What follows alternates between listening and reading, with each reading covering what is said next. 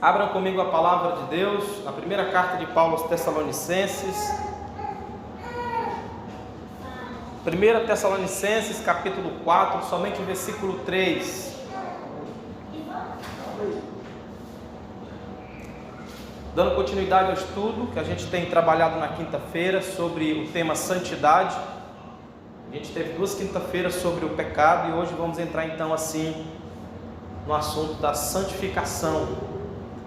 Pretendo hoje, pelo menos trabalhar o primeiro ponto desse capítulo 2 do livro.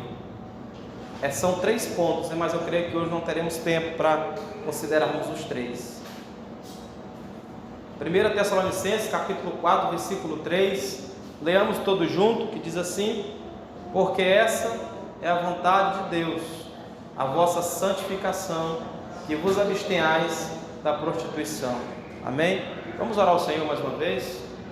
Senhor, rogamos a Tua graça e o Teu favor sobre nós mais uma vez, reconhecendo que somos pecadores, muitas vezes, Pai, com a mente e a visão nebulosa por causa do pecado, mas rogamos a iluminação do Teu Espírito Santo. Pai, fala conosco, nosso coração esteja submisso, quebrantado para receber a Tua palavra.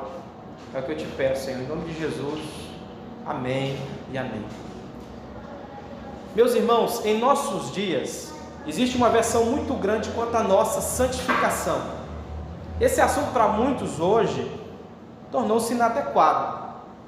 E quando vamos tratar do assunto, muitos acham que é rispidez, muitos acham que é falta de amor ou falta de cortesia, quando vamos tratar desses temas essenciais relacionados à nossa fé.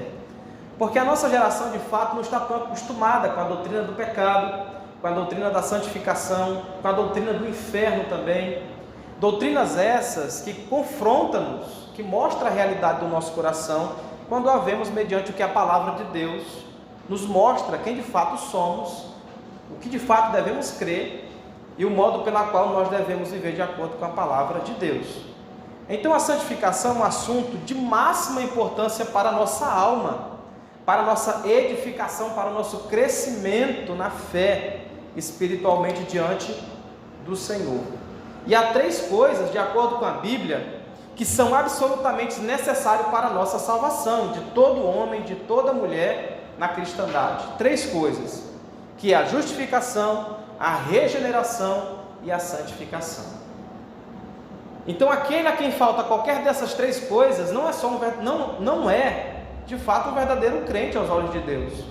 E assim quem for achado nessa condição não será encontrado no céu e nem será glorificado também no último dia. Então essas 3 doutrinas, que na verdade não são somente nomenclaturas, que não são somente termos, mas que de fato é a verdade de Deus explícita na sua palavra. E a doutrina da santificação, ela é essencial, primordial, tendo em mente a confusão doutrinária que permeia nossa igreja, na igreja dos nossos dias. Então é necessário, primordialmente necessário, essencial, expormos, aprendermos, meditarmos no assunto da santificação. Ultimamente tem aparecido doutrinas muito estranhas acerca da santificação, do modo pela qual o crente deve viver diante da presença de Deus. Alguns parecem confundir a santificação com a justificação, outros reduzem a nada, alegando ser zelosos defensores da livre graça, negligenciam-na inteiramente. Então a santificação é um assunto de suma importância, de importância primordial, tendo em mente principalmente a confusão doutrinária na igreja hoje. Você vê que nesse assunto da santificação existem os extremos, existem especulações, existe confusão de comparação de uma doutrina com a outra, como justificação, como glorificação, como regeneração. Existe um determinado grupo que permeou em alguns séculos da igreja e que até hoje alguns recebem essa influência, que é os chamados antinomistas, que é aqueles que creem que a lei de Deus não serve mais para nós os crentes hoje do Novo Testamento, dessa nova dispensação. Então os antinomistas acham, já se gabam, que pelo fato de Deus ter eleito eles, de Deus já haver chamado eles muito antes de todas as coisas, ter justificado eles em Cristo, eles não necessitam fazer mais nada. Eles não precisam mais buscar obediência diante de Deus. Eles não precisam mais buscar uma vida de santificação diante de Deus, porque para eles já foram justificados e cruzou o braço e pronto no céu. E já existe o outro extremo no tocante à santificação, que é o legalismo. O legalismo é salvação por obras. O legalista é aquele que acha que pode cumprir a lei cabalmente. É aquele que acha que pode ser salvo pelas suas próprias obras, quando que nós entendemos que não. Eu estava vendo uma pregação do reverendo Vold Bolkan, ele falando a respeito da profundidade da santificação. Ele falou algo muito profundo, necessário para nós. Ele disse que o evangelho ele não exige obediência. Eu fiquei parando para pensar. Ele dizendo que o evangelho não exige obediência, porque necessariamente, se o evangelho exigisse obediência a Deus, não necessariamente teria sido necessário que Cristo morresse por nós. Se o homem pode obedecer a Deus, então seria então que Cristo morreu em vão. Ele diz então que o evangelho, ele produz obediência, é o contrário. Então o evangelho necessariamente não exige obediência, ele produz obediência. Então aquele em quem foi nascido de novo, e essa obra da santificação está sendo realizada gradualmente pelo Espírito Santo, de fato ele voluntariamente, gratificamente viverá uma vida de obediência diante de Deus. Então, em nossos dias, examinar com calma esse assunto da santificação é de vital importância para nós, porque ela de fato é uma das grandes doutrinas básicas do Evangelho, das doutrinas que compõem da nossa fé, e que é de grande utilidade para a nossa alma, para a nossa edificação, para o nosso crescimento na fé. Então nós vamos considerar 3 pontos essenciais. Eu creio que não dará hoje para vermos os 3 pontos, que durante esse capítulo 12 que vamos ver, relacionado ao tema da santificação, que são eles: a natureza da santificação, segundo, os sinais visíveis da santificação, e terceiro, no que a santificação e a justificação se assemelham e no que se diferenciam entre si. Provavelmente você acha que se trata de uma questão somente de nomes e de palavras. A justificação, a santificação, não é necessariamente isso que nós estamos tratando. Quando vamos nos pormenores da palavra de Deus, a gente percebe a importância dessas doutrinas, que elas são vital para a nossa vida espiritual, para a nossa fé. Então, entretanto, nós, de forma razoável, sensível, examinarmos cautelosamente o assunto da santificação, para que cresçamos diante do Senhor em graça e em conhecimento. Então é necessário nós, primariamente, entendermos o que é santificação, ou como que se dá a natureza da santificação. Em primeiro lugar, precisamos considerar a sua natureza. O que a Bíblia quer dizer quando ela fala de um homem santificado, de uma mulher santificada? Ou o que a Bíblia quer dizer com santificação? O que Paulo quer dizer aos Tessalonicenses, no capítulo 4, versículo 3? Porque essa é a vontade de Deus, a vossa santificação. Qual é o ensino a respeito dessa doutrina? Então a santificação, de forma definida e simples, ela é aquela obra, aquela operação do Espírito Santo, aquela operação interna que o Senhor realiza naquele que de fato se converteu. E a santificação, ela é uma obra que é realizada em nosso coração, internamente, uma obra que é realizada pelo Espírito Santo de Deus. O agente da santificação na nossa alma, na nossa vida espiritual, é o Espírito Santo de Deus. Quando alguém ouve o Evangelho, quando Deus usa a palavra de Deus como instrumento, e ele crê em Cristo pela fé, no Senhor Jesus, quando o Senhor Jesus Cristo realiza em sua pessoa a obra de salvação, ele santifica o coração dessa pessoa pelo seu Espírito Santo. E aí de fato ele é considerado um crente verdadeiro, um crente genuíno. Então a santificação é um processo que acontece no período ao qual nós vivemos durante esse pequeno tempo aqui na terra, servindo ao Senhor e crescendo gradualmente na presença de Deus. E ela é uma obra realizada pelo Espírito Santo de Deus. O instrumento mediante a qual o Espírito efetua essa obra geralmente é a palavra de Deus. Então a santificação só pode ser gerada no coração, que Deus usa como instrumento primordial para santificar o coração, é a palavra, é a pregação do Evangelho. É quando alguém que está morto nos seus delitos e pecados, cego para a vontade de Deus, para a sua lei, e quando ele ouve o Evangelho, somente é iluminada pelo Espírito Santo de Deus. Então assim ele crê em Cristo, ele crê em Deus, ele nasce de novo. Embora algumas vezes também Deus use aflições, e as suas visitas providenciais para conosco, também Deus usa para nos santificar, ele usa primordialmente a palavra geralmente, mas também ele usa as aflições, ele usa o sofrimento, como o próprio Pedro diz na sua primeira carta, como vimos também isso, quando vimos no capítulo 1 a respeito do sofrimento. É tanto que o sofrimento ele faz parte, é vital da nossa vida, enquanto vivemos nesse mundo. E às vezes Deus usa tanto as coisas boas que acontecem em nossas vidas, quanto as coisas ruins, como um instrumento para nos santificar. A santificação também é o que? É um processo em que Deus, o Espírito Santo, em nosso coração, ele dia após dia, nos faz mais parecido, mais semelhante a Cristo. Ele nos torna mais semelhante ao que Cristo é, ao que o nosso Senhor e Salvador o é. Então, o beneficiário dessa operação de Cristo, mediante o seu Espírito, é chamado nas Escrituras de o homem ou a mulher santificado. Então, aquele que supõe que Jesus Cristo viveu, morreu e ressuscitou somente para a justificação e para o perdão de seus pecados, para o seu povo ainda, aliás, aqueles que pensam e supõem que Jesus Cristo só morreu para que os seus pecados sejam perdoados, ele precisa aprender muito a respeito do que de fato é a obra de Cristo, o efeito, as consequências do que essa obra do Espírito Santo é realizada no nosso coração.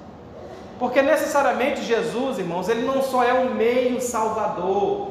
Jesus, ele não só perdoou os pecados, não só nos pagou a nossa dívida diante de Deus, mas ele é um salvador completo.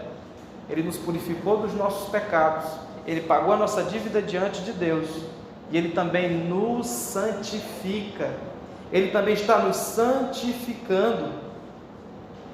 Então muitas pessoas, por dividirem a obra de Cristo, por tê-lo como somente um meio salvador, consciente disso ou não, ele está desonrando o nosso bendito Senhor e transformando em um meio salvador apenas.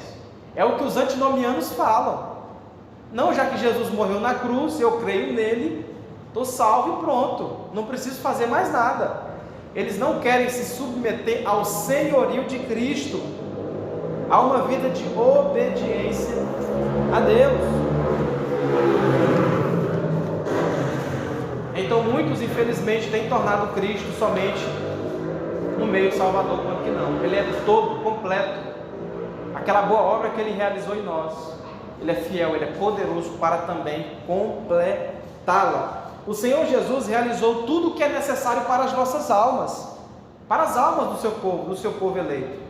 Não somente para livrá-las da culpa do pecado, mediante a sua morte expiatória na cruz, mas também para livrar-nos do domínio do pecado que ainda está sobre nós, mediante a sua morte expiatória, tirando o domínio do pecado de nós, conferindo-nos o Espírito Santo aos nossos corações, não somente para nos justificar dos nossos pecados, mas também para nos santificar, para fazer em nós essa obra de separação.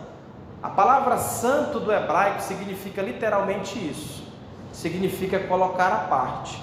Era que nem quando um sacerdote, um levita tinha um vaso, por exemplo, aquele vaso, quando ele era para ser usado no templo, no serviço ao Senhor, eles o santificavam, ou seja, eles separavam ele somente para o uso do templo, somente para o culto, para o serviço diante do Senhor. No crente não é diferente. Quando Deus nos santifica, quando Deus nos chama, nos salva, Ele também nos santifica para vivermos somente para Ele. Então a santificação envolve isso, uma vida que de fato glorifica a Deus. É uma vida onde o pecado é mortificado em nosso coração gradualmente, até o nosso último dia ou até a volta de Cristo Jesus. Então Cristo não morreu somente para nos justificar dos nossos pecados, mas também para nos santificar, para nos separar, para nos tornar distinto do mundo, daquilo que o mundo vive, do que o mundanismo prega. Portanto, Ele não é apenas a sua justiça, mas Ele é também a nossa santificação. Lemos lá 1 Coríntios 1:30, para vermos isso. Porque há de fato, irmãos, um perigo em tornar Cristo somente o meio salvador. Eu já creio em Jesus, o céu está garantido, não preciso fazer mais nada. Será se de fato é isso que a Bíblia nos ensina? O que Paulo diz em 1 Coríntios 1:30 pode nos ajudar. Ele diz assim, 1 Coríntios 1:30, mas vós sois dele. Vós sois de quem? De Deus. Por meio de quem? Em Cristo Jesus, o qual se nos tornou da parte de Deus. O que Jesus se nos tornou da parte de Deus? Sabedoria, justiça. Sabedoria que é o conhecimento que Deus nos deu por meio do Evangelho. Justiça é quando Ele nos justificou, a sua justiça foi imputada em nós. E por último, Cristo se tornou a nossa santificação e redenção. Então Ele é a nossa justiça e Ele também nos santifica, nos separa do nosso pecado. Então não existe essa ideia de meio salvador, de Jesus somente como Salvador. Nós devemos nos submetermos e termos Jesus como Senhor e Salvador das nossas vidas. Aquele que nasceu de novo se sujeita e tem a Jesus como Salvador e também está sujeito ao seu senhorio. Procura viver uma vida de santificação, de obediência a Deus. Então não existe essa ideia de meio salvador, que é um pouco parecido com a concepção antinomiana que tem pregado. Vamos ver o que a Bíblia tem a dizer também a respeito disso em alguns outros versículos, para que assim também entendamos a respeito disso. Eu vou ler, os irmãos vão acompanhando as referências. Lá em João capítulo 17, Jesus fala isso na oração sacerdotal, acerca da sua obra completa que Ele realiza em nossa obra. João 17:19, Jesus diz assim: e a favor deles, está falando dos discípulos, não só aqueles, mas por todos aqueles que haviam de crer. A oração sacerdotal de Cristo faz menção até aqueles eleitos que ainda não nasceram, daqueles que ainda vão crer no Evangelho em outra geração, se Jesus não voltar. E Ele está dizendo assim, diante de Deus: e a favor deles eu me santifico a mim mesmo, para que eles também sejam santificados na verdade. Para que eles sejam santificados na palavra, na verdade de Deus. Paulo também aos Efésios, no capítulo 5, o versículo 25 e 26, ele diz assim: que Cristo amou a igreja e a si mesmo se entregou por ela, para que a santificasse, tendo-a purificado por meio da sua palavra. Cristo Jesus, o qual a si mesmo se deu por nós, a fim de remir-nos de toda iniquidade e o quê? E purificar-nos para si mesmo, um povo exclusivamente seu, zeloso e de boas obras. Então Cristo nos purifica das nossas iniquidades e pecados, e também faz com que nós sejamos zelosos nas boas obras. Isso é santificação. E isso é ter uma vida santa diante de Deus. E o último texto que eu quero ler para os irmãos é Colossenses 1:22, que Paulo diz assim: Ele vos reconciliou no corpo da sua carne, mediante o quê? A sua morte. Ele pagou os nossos pecados na cruz, Paulo está dizendo. Por quê? Para que Ele fez isso? Paulo vai explicar no restante do versículo: para apresentar-vos perante Ele santos inculpáveis e irrepreensíveis. Então você percebe que Jesus, ele faz a obra necessariamente completa em nossas almas. Ele não faz somente pela metade. Aquele que ele salvou, que ele resgatou, que ele pagou a dívida de pecado, aquele que merecia ir para o inferno de fato por causa da sua rebeldia, ele paga a dívida dele quando ele crê nele, e também ele o santifica, ele o purifica, faz com que esse mesmo viva uma vida de obediência diante de Deus. Então Cristo realiza tanto a santificação quanto a justificação do seu povo crente. Ambos aspectos são cobertos pelas provisões daquele pacto eterno que entendemos, que é firme e bem ordenado em todas as coisas, do qual Cristo é mediador. E de fato Cristo é chamado de o que santifica, e o seu povo é denominado os que são santificados. Leamos lá em Hebreus 2, abra comigo a sua Bíblia, Hebreus 2, versículo 11. Aqui tem tanto o que santifica, quanto os que são santificados. Hebreus capítulo 2, versículo 11. Pois tanto o que santifica como os que são santificados, todos vêm de um só. Por isso é que ele não se envergonha de nos chamar irmãos. Pois tanto o que santifica como os que são santificados. Então aqui a gente vê os dois aspectos. Cristo, que é o santificador, e nós, o seu povo eleito, que são aqueles que são santificados. Então aqui só é para terminarmos e concluirmos essa primeira parte dizendo que Cristo, ele faz necessariamente completa essa obra em nosso coração, no coração dos eleitos. Primeira coisa que podemos aqui aprendermos relacionada à natureza da santificação, que a santificação, ela é o resultado, ela é o fruto da nossa união vital com Cristo. Quem permanece em mim, diz Jesus em João 15,15, né? A respeito da videira verdadeira, como ele diz. Ele fala, quem permanece em mim e eu nele, esse dá muito fruto. João capítulo 15, versículo 5. Então a nossa união com Cristo, ela produz necessariamente a santificação. E a santificação, ela é uma evidência de que nós estamos e somos participantes da videira verdadeira, de que estamos unidos a Cristo. Então é vital para a nossa santificação, a nossa união com Cristo. Por quê, irmão Mateus? Por que eu preciso estar unido a Cristo para ser santo, para ser santificado, para obedecer a Deus, para viver uma vida de obediência? Porque não há salvação fora de Cristo. Porque não tem como obedecer a Deus fora de Cristo, a parte de Cristo. Como diz Daniel na sua oração, a nós pertence a coragem e vergonha, mas a Deus pertence a justiça. O coração do homem é mau continuamente. Sem essa união com Cristo, você não pode se santificar. Por isso que o ímpio não se santifica. Por isso que o pecador, aquele que ainda não entendeu o Evangelho, aquele que ainda não se converteu verdadeiramente, ele não consegue se santificar. Por isso que a santificação na vida do crente, ela é uma evidência clara de que Deus iniciou essa obra de salvação em nosso coração. Jesus aqui está dizendo, irmãos, que quem permanece em mim e eu nele, esse dá muito fruto.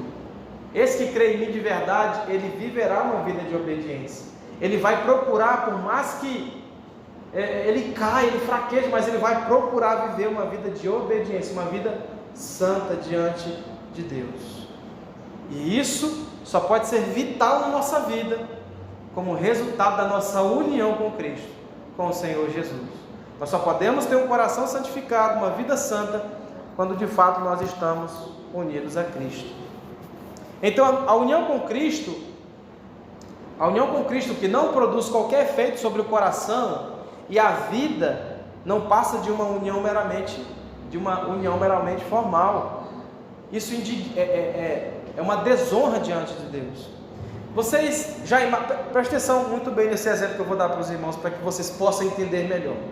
Como é que funciona isso? Você imagina que um caminhão, um boiadeiro cheio de boi, Aí, eu vou dar exemplo do Marcelo. O diácono Marcelo, ele está ali, né, na BR, vindo a pé para a igreja. E esse caminhão ele pega ele cheio, a 150 por hora. Aí o Marcelo chega aqui na igreja, na hora do culto. Pois é, irmão Mateus, me atrasei um pouquinho porque um caminhão cheio de boiadeiro barrou em mim e eu estou aqui. Será que ele vai estar falando a verdade? Será se isso está coerente com o que ele está professando? Claro que não. É impossível uma pessoa ser atropelada a 150 km por hora de um boiadeiro, ele ficar vivo. Ele ficaria todo destroçado, quebrado. Isso é o que o Evangelho faz em nossa vida, irmãos. Quando nós colidimos com a glória de Deus, quando somos unidos a Cristo, é exatamente isso que Deus faz em nosso coração. Quando entendemos o Evangelho, quando cremos em Cristo para a nossa salvação, Ele mata o velho homem que está em nós, aquele que quer pecar, aquele que quer o pecado. Ele mata, Ele mortifica em nosso coração o velho homem e nos faz um novo homem. É isso que o Evangelho faz. E essa união necessariamente se diz a respeito disso, de alguém que estava cego nos seus pecados, morto nos seus delitos e pecados, mas que ao ouvir a pregação, ele creu em Cristo. E por estar nele agora, por crer em Cristo, permanecer nele, esse dará fruto voluntariamente, gratificamente por essa salvação recebida de Deus. Então a fé que não envolve uma influência santificadora sobre o caráter da pessoa, não é melhor que a fé dos demônios. Tiago não diz isso, que muito diz assim, né? Eu creio em Deus, eu tenho fé em Deus, eu creio em Deus como esse sol aí, meu irmão. Muitos falam assim quando você está evangelizando, mas Tiago diz também que os demônios creem, não só creem, como tremem diante de Deus. Muitos demônios têm mais temor diante de Deus do que muitas pessoas que professam ter fé em Deus. Então essa é uma fé morta por estar sozinho, não é dom de Deus, e não é a fé dos eleitos de Deus, de um crente verdadeiro. É como uma pessoa que roubava, mentia, que vivia uma vida suja, uma vida na trambiqueira, e dizer que agora é crente e continuar na mesma vida. É impossível, porque o Evangelho, ele é o poder de Deus para a salvação de todo aquele que crê. O Evangelho, ele nos transforma, ele muda, ele santifica a nossa vida gradualmente. Você vai vencendo o pecado gradualmente. Aquele que mentia, Cristo vai podando do coração dele a mentira, ele vai deixando de mentir, ele vai deixando de roubar. Deus o faz isso, Deus realiza essa obra em nosso coração. Então ela só pode ser feita quando estamos unidos necessariamente a Cristo. Então, em suma, onde não há santificação da vida, não há fé real em Cristo. Quando alguém diz que crê em Cristo, que é um servo de Deus, uma mulher de Deus, mas que a sua vida não é marcada por uma separação do pecado, ele está enganando a si mesmo. A sua fé é evidente pelas suas obras que ele não crê em Cristo, que de fato ele ama o pecado. Então, irmãos, a verdadeira fé, ela também opera pelo amor, ela opera também através do amor. O amor de Deus nos envolve a tal ponto, quando nos convertemos, que o Senhor nos constrange a viver para Ele. Nós nos sentimos constrangidos pelo amor de Deus, movidos por um profundo senso de gratidão pela redenção recebida, de saber que eu era um pecador miserável, que eu vivia num mundo cego, e que esse Senhor maravilhoso me salvou, me resgatou das trevas. Então, a fé, ela envolve um amor, um senso do amor de Deus no coração, que nos constrange, que enche o nosso coração de gratidão e de um profundo senso de gratidão pela redenção recebida. Ela faz com que ele sinta que nunca poderá fazer demais por aquele que deu a vida por ele. Ou seja, Jesus morreu por mim.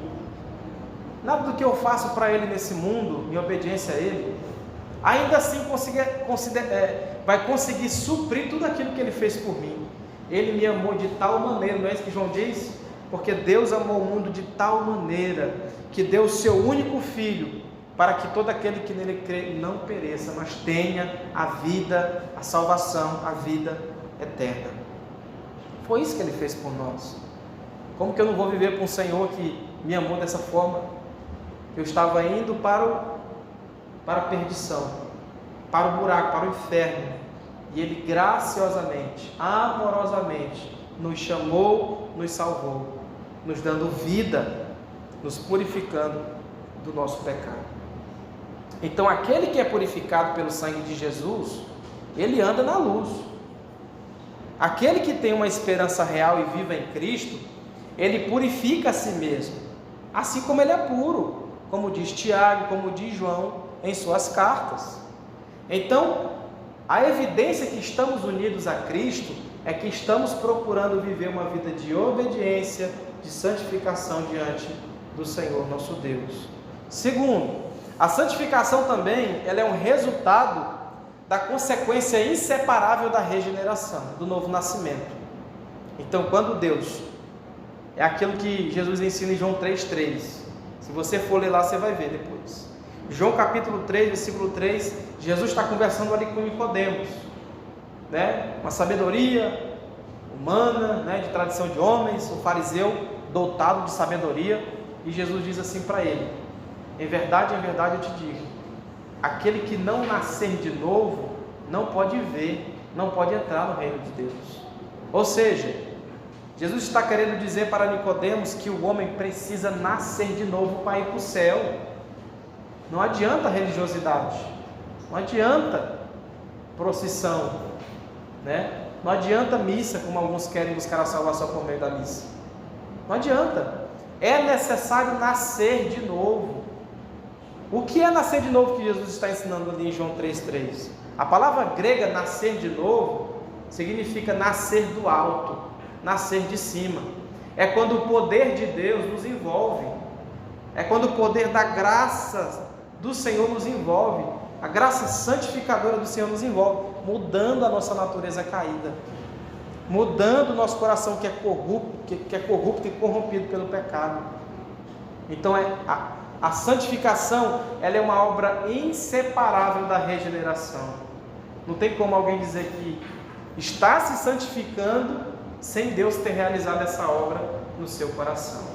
E se ele dizer que está vivendo uma vida santa, é somente um formalismo, se torna somente uma religiosidade como Nicodemos, que era um fariseu, que dava o dízimo, que participava do templo, que citava a lei de Deus. Mas Jesus falou: Nicodemos, isso aí é tudo inútil. Se tu não nascer de novo, se esse teu coração corrupto não mudar pelo poder do Evangelho, é tudo inútil. Então nós precisamos aprender, em segundo lugar, que a santificação ela é um resultado e a consequência inseparável da nossa regeneração, do nosso novo nascimento.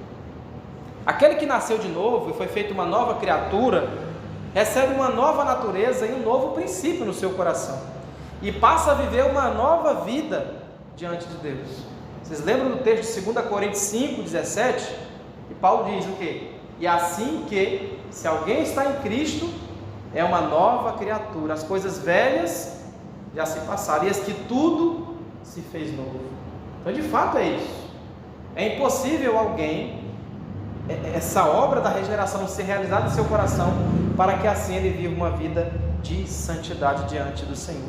Então uma regeneração, irmãos, também, uma pessoa que diz que nasceu de novo, que permite que um homem viva descuidadamente no pecado ou no mundanismo, é uma regeneração inventada pelo próprio homem, porque não condiz com o Evangelho, não condiz com a palavra de Deus. Mas a mencionada pelas Escrituras é totalmente diferente. Então, para ter um coração santificado, é necessário que assim nós nasçamos de novo, que essa obra de Deus, o novo nascimento, seja feito em nosso coração pelo Espírito Santo do Senhor.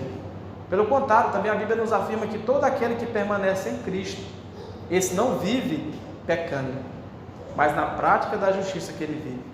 Ele ama o seu irmão, como João diz, e ele também tem poder para vencer o mundo e os seus prazeres. Então, resumindo aqui, onde não há santificação, também não há regeneração. E onde não há a vida santa, também não há novo nascimento. Então ficou claramente registrado que aquele que nasceu de Deus é aquele em quem permanece a divina semente, como João diz. Na sua primeira carta, no capítulo 3, versículo 9. A divina semente, ora, esse não pode viver pecando, porque é nascido de Deus. Então ele é nascido de Deus. A regeneração, ela é o fundamento da onde flui a nossa santificação, a nossa separação do pecado e também do mundo. Terceiro, não dorme, já estamos quase finalizando. Terceiro, a santificação também ela é uma evidência indiscutível da presença habitadora do Espírito Santo de Deus. A santificação ela é uma evidência de que o Espírito Santo de Deus habita em nós, em nosso coração, que é algo essencial à nossa salvação. É algo primordial, essencial. Para que alguém seja salvo, ele deve ser habitado pelo Espírito Santo. Não é isso que Paulo diz em Romanos 8:9?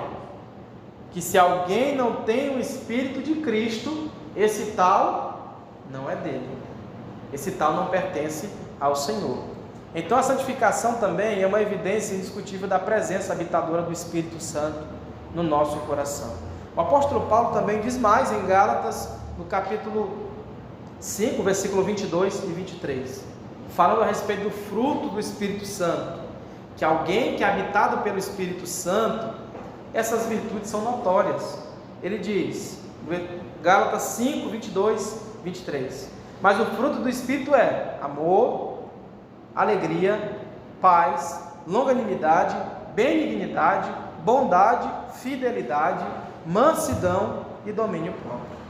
Então, sempre que essas virtudes se fazem presente em nós, ali está o Espírito Santo de Deus atuando, santificando, moldando o nosso coração. E onde essas virtudes não aparecem, os homens estão mortos diante de Deus. Eles ainda não foram despertados pela essa realidade do Espírito Santo do Senhor. E o selo estampado sobre o povo de Deus, pelo Espírito Santo, é a santificação. O selo e a evidência que somos selados pelo Espírito Santo de Deus é uma vida marcada, separada, uma vida que é vivida para a glória de Deus. Então todos quantos realmente são guiados pelo Espírito de Deus, esses são filhos de Deus, como Paulo diz em Romanos 8:14. Então é necessário, para se ter uma vida santificada, para que se tenha a evidência da santificação em nosso coração, termos o Espírito Santo habitando em nós, habitando em nosso coração. O Espírito Santo, irmãos, é Deus em nosso coração, habitando, moldando-nos, santificando-nos, fazendo com que nós mortifiquemos o pecado em nosso coração. E quarto, além disso, a santificação também é o único, e eu vou terminar por aqui, a santificação é o único sinal seguro da nossa eleição. Não nos é concedido neste mundo estudarmos as páginas do livro da vida. Jesus não deu para nós o livro da vida para a gente folhear e ver se o nosso nome está ali. Não, Ele não fez isso. Para nós verificarmos se o nosso nome está ali de fato. Mas se há algo claro e indubitavelmente ensinado acerca da eleição é o seguinte: que as mulheres e os homens eleitos podem ser conhecidos e distinguidos por suas vidas santas. Que é a evidência de que alguém foi eleito por Deus. O que é a eleição? A doutrina da eleição. É a doutrina que Paulo diz em Romanos 8, 28 a 30. Né? O que é que ele diz lá? Que todas as coisas cooperam para o bem daqueles que amam a Deus, daqueles que são chamados segundo o seu decreto, né? Daqueles que Deus antemão conheceu, também os predestinou. Vamos ver lá, Romanos 8, 28. Romanos 8, 28. 28 até o 30. A evidência de que eu sou eleito por Deus, de que Deus me escolheu, como Jesus fala, não foi vós que me escolhestes, mas eu que escolhi a vocês e vos nomeei, é essa daqui que Paulo está ensinando. Romanos 8, de 28 a 30. Irmão Walter, pode ler?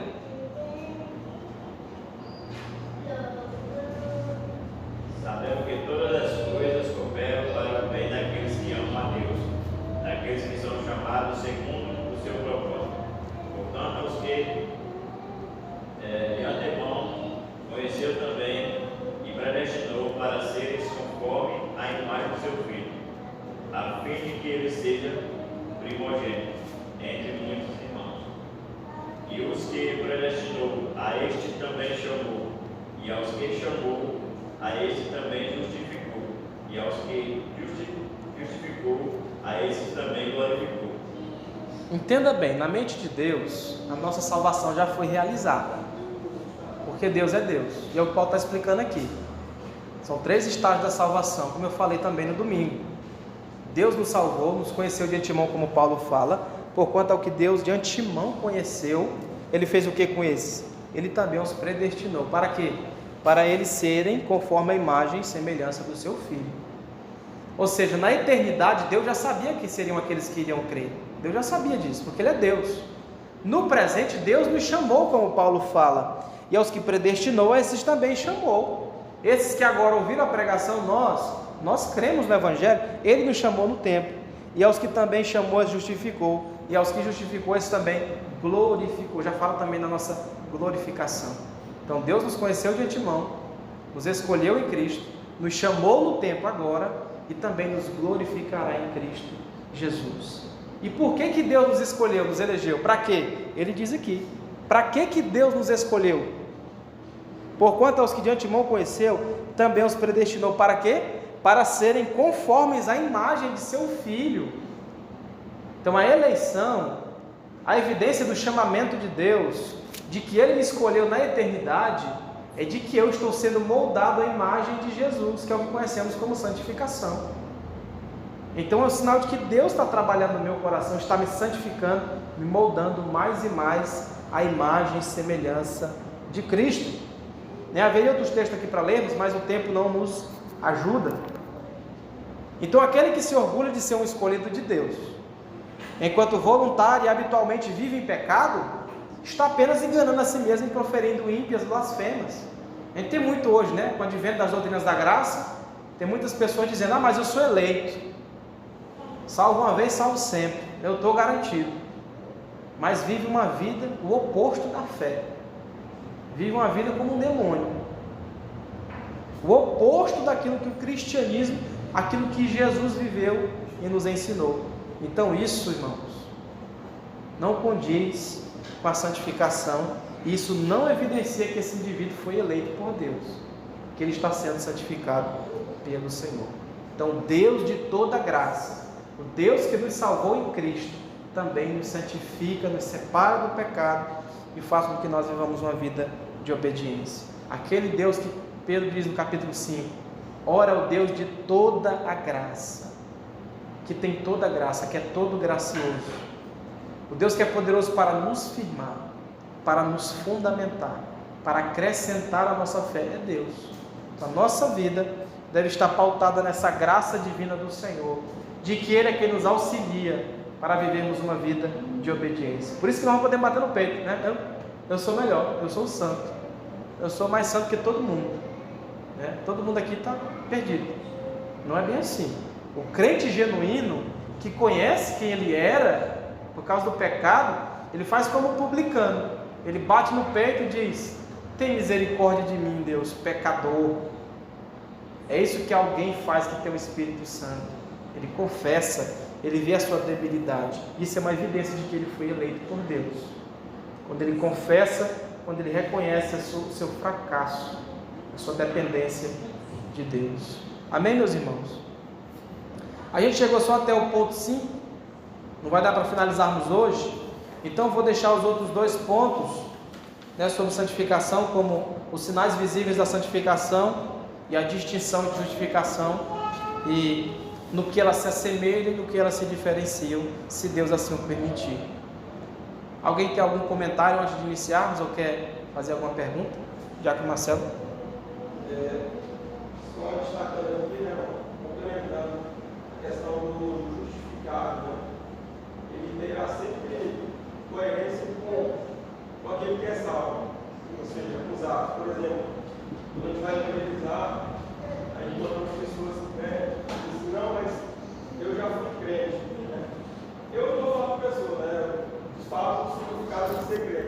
Sim. Mas para ele afastamento, não. Se fosse, na verdade, não deveria desviar.